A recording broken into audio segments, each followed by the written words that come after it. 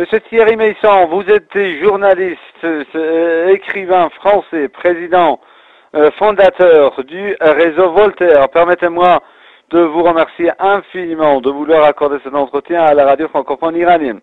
Monsieur Meyssan, président du réseau Voltaire, journaliste français, vous étiez à Tripoli et lors même de la prise de la capitale libyenne, vous vous trouviez en fait là-bas. Pourriez-vous en fait nous expliquer ce qui s'est passé à propos de cette prise de Tripoli? Est-ce que c'était les rebelles qui ont fait le travail ou bien c'était l'OTAN?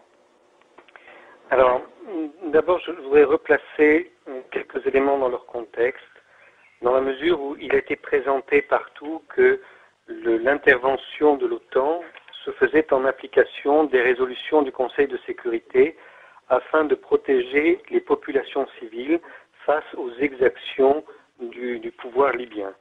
Donc, il faut préciser qu'au moment où nous parlons, la totalité des accusations qui ont été formulées devant le Conseil de sécurité sur des exactions commises contre les populations civiles par le gouvernement libyen, toutes ces accusations apparaissent comme infondées, comme totalement fausses.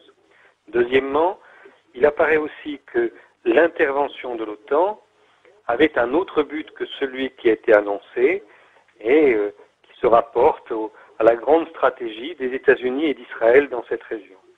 Pour répondre directement à votre question, la prise de Tripoli a été effectuée par l'OTAN et par l'OTAN seule. Le principe d'action a été que quand ils ont déclenché l'opération Sirène, pourquoi Sirène? Parce que ils ont utilisé les haut-parleurs des mosquées, de certaines mosquées intégristes, pour lancer le signal de la prise de la capitale. Donc là, il y avait quelques cellules dormantes, peut-être de rebelles, peut-être d'autres choses, en tout cas de gens opposés au pouvoir libyen. Il y avait quelques cellules dormantes dans la capitale qui se sont réveillées, et donc des combattants ont traversé la capitale en tirant un peu dans les rues, mais sans objectif précis. Ils n'ont pas cherché à prendre un bâtiment ou un autre, et encore moins à l'occuper. Plutôt de semer la confusion.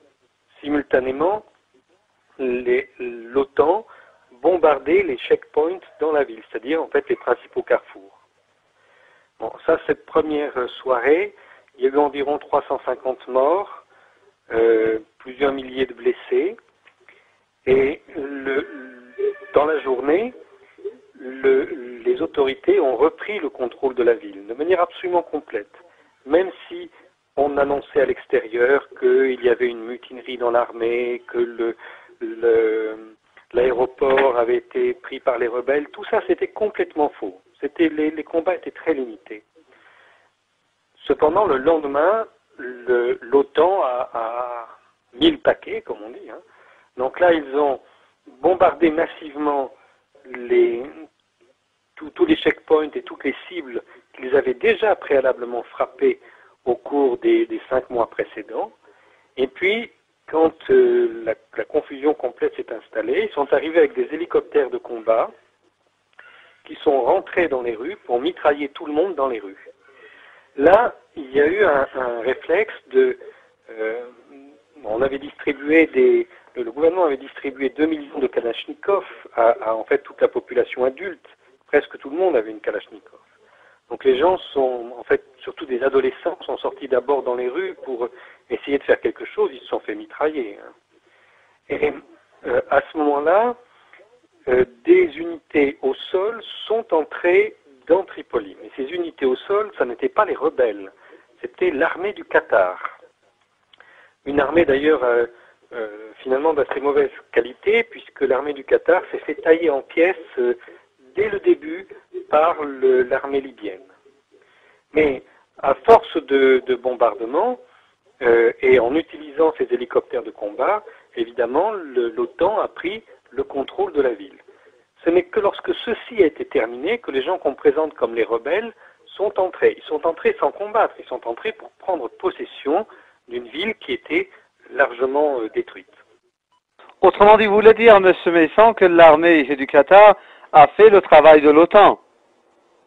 l'armée du Qatar a participé au travail de cette coalition aux côtés de l'OTAN et s'est déployée au sol dans Tripoli en violation des résolutions du Conseil de sécurité. Et M. Messon, alors, lorsque vous étiez en fait à Tripoli et vous avez constaté de près en fait de ce qui se passait dans ce pays, est-ce que les forces de l'OTAN ont visé les populations civiles ou pas? Est-ce qu'ils ont fait des exactions à l'encontre de la population civile? Oui, ils en ont fait, mais il faut replacer ça dans le temps, parce qu'il y a eu plusieurs phases dans l'action de l'Alliance Atlantique. Et au début, ils ont essayé d'être, de faire très attention, de ne viser que des cibles militaires, ce qui n'était pas non plus légitime d'ailleurs. Ils n'avaient pas un mandat pour détruire l'armée libyenne, mais ils se sont fait dans la destruction systématique des casernes, de tous les équipements militaires possibles, en essayant de ne pas toucher les civils, étant entendu que quand même avec des armements très sophistiqués, des guidages laser, etc., on perd évidemment le contrôle d'un certain pourcentage de ces missiles guidés, et à ce moment-là, ils tombent n'importe où dans la ville et ils tuent des civils. Mais il n'y avait pas de volonté au départ de tuer des civils. Après, il y a eu une deuxième période, vous savez, où l'OTAN a pensé provoquer la partition du pays en deux pays distincts. Et donc là encore, ils avaient un certain contrôle de ce qu'ils faisaient, mais ils ont cherché à ce moment-là à punir les dirigeants libyens. Donc, ils ont pratiqué l'assassinat ciblé des familles des dirigeants libyens, à la manière dont font les Israéliens en Palestine, hein, c'est tout à fait pareil. Donc là, ça consistait à envoyer des espions dans les maisons des dirigeants, de placer des balises dans ces maisons, souvent même dans la chambre des enfants, puis après de bombarder pour tuer la famille, à défaut de pouvoir tuer les dirigeants libyens. Alors, après, il y a encore une autre phase où ils ont essayé de punir la population dans son ensemble pour la pousser à se dresser contre le gouvernement que jusque-là la population soutenait. Donc à ce moment-là, les bombardements ont atteint des équipements collectifs, l'électricité, l'eau, etc., pour rendre la vie des gens insupportable. Évidemment, comme ces équipements collectifs se trouvaient dans des zones très très urbanisées, il y a eu énormément de pertes civiles. Et puis, à la fin, ils ont décidé autre chose. À la fin, ils ont décidé de faire le crime maximum. Ils se sont donné comme objectif, lors de la prise de Tripoli, non pas de détruire l'État libyen, mais de détruire la société libyenne. Et pour ça, il fallait le maximum de pertes civiles. Donc ça a été un massacre colonial dans la manière la plus classique, mais quelque chose que l'on n'avait pas vu depuis très longtemps. Donc on avait du mal à imaginer que les puissances occidentales allaient renouer comme ça avec la violence coloniale qu'on avait connue il y a 2 siècles. S'agissant de la prise de Tripoli, vous venez parler en fait de l'entrée de l'armée du Qatar à Tripoli. Il y a eu également certaines sources d'informations qui ont parlé de la victoire des forces spéciales des pays de la coalition. Et également, il y a eu des sources d'informations qui ont parlé de la participation des forces spéciales israéliennes aussi à cette opération. Est-ce que vous confirmez cela? Écoutez, moi, je ne suis pas témoin de cette chose-là, mais beaucoup de combattants m'ont rapporté la présence des forces spéciales des uns et des autres, hein. Évidemment les Israéliens, ça c'est très clair, les Français, les Britanniques, les États-Unis, les Italiens, ça c'est clair pour cela. Ils avaient des troupes au sol. Dans quelle quantité, je n'en ai pas idée, mais ces troupes ne se sont pas contentées de faire l'encadrement de certains combattants qu'on avait amenés là. Il y a vraiment eu des unités combattantes des différents pays au sol.